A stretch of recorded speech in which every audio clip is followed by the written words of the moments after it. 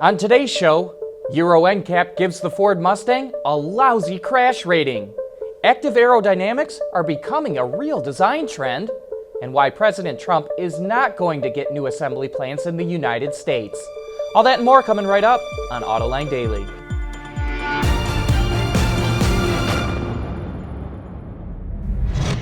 This is Autoline Daily, the show for enthusiasts of the automotive industry. Just a few years ago, Ford made the Mustang available in Europe.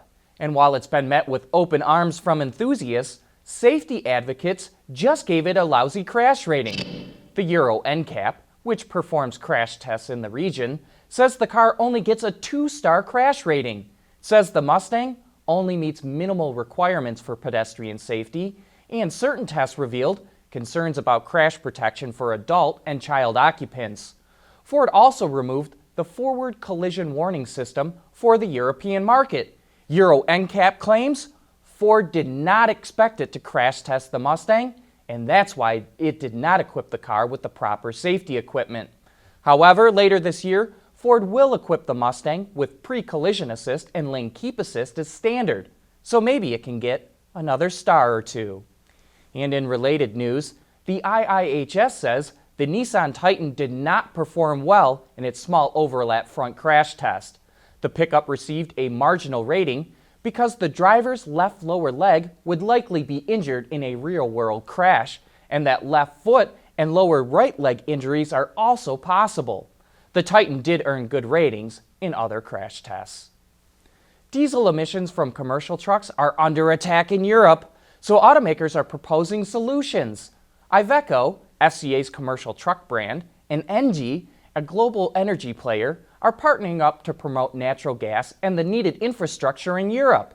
The collaboration will kick off in Belgium and include other countries such as Italy, Romania, France, and the Czech Republic. Others have talked about using batteries or hydrogen, but both of them are years away from mass commercialization. Natural gas burns cleanly and generates far fewer emissions than diesel or gasoline. You know, we've got a cool story about active aerodynamics, and that's coming up next.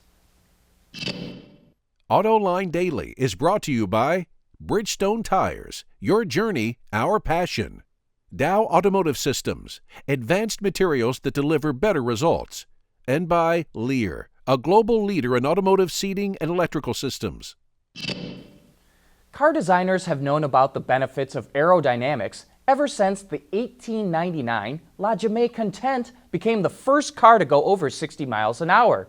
The first car with active aerodynamics may be the Mercedes 300 SLR that ran at the 1955 24 Hours of Le Mans. The rear bodywork raised up at the end of straights to greatly increase its braking power. Today, a number of sports cars, like the Ford GT, have rear wings or spoilers that deploy at higher speeds. And a growing number of mass production vehicles use active grille shutters. And now the German supplier Rockling is proposing active air blades that deploy in front of the front wheels at road speed. Not only do they deflect air around the car, they reduce turbulence underneath it. You know, we here at Autoline love seeing automakers adopt active aero and believe it's an area that deserves a lot more exploration. We all know the Ford GT is a pretty amazing vehicle, and Ford just published some numbers that prove it. The supercar can hit 216 miles per hour, making it the fastest Ford production vehicle ever.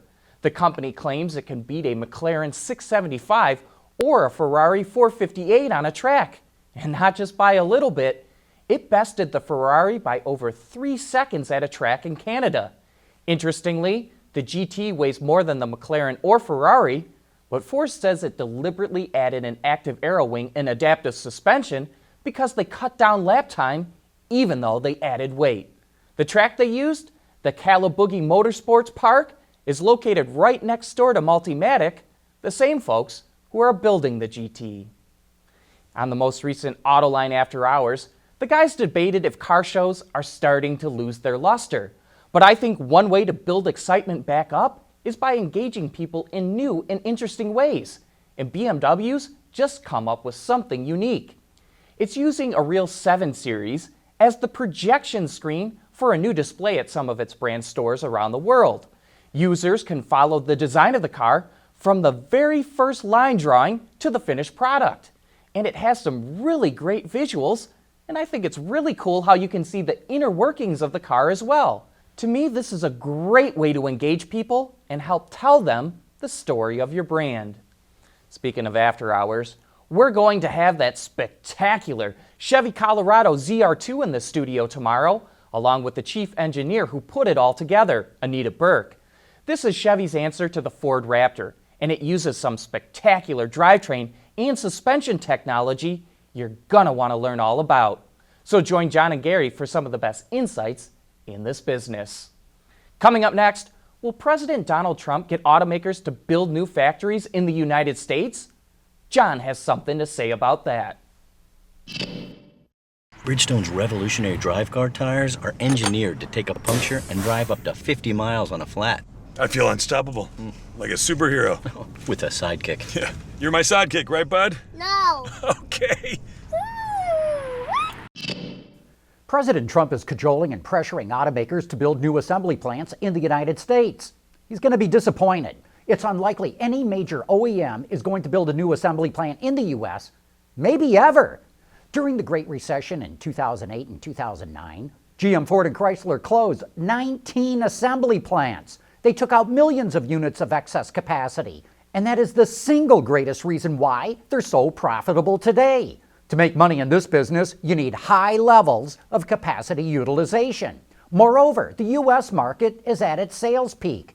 No one believes the market's going to grow much more, and most are expecting sales to start declining. This is not the time for any car company to start thinking about adding capacity. And looking to the long term, this big move to car sharing and ride sharing means we may need fewer cars in the future. Some say we might need more cars, but until there's a clear path forward, this is not the time to start sinking billions into new facilities. Now, we might see some automakers insource some parts, like GM moving some axle production from Mexico to the U.S., but President Trump's not going to see new assembly plants built in America, no matter how much he tweets about it. And that brings us to the end of today's report. Thanks for watching. We'll see you tomorrow.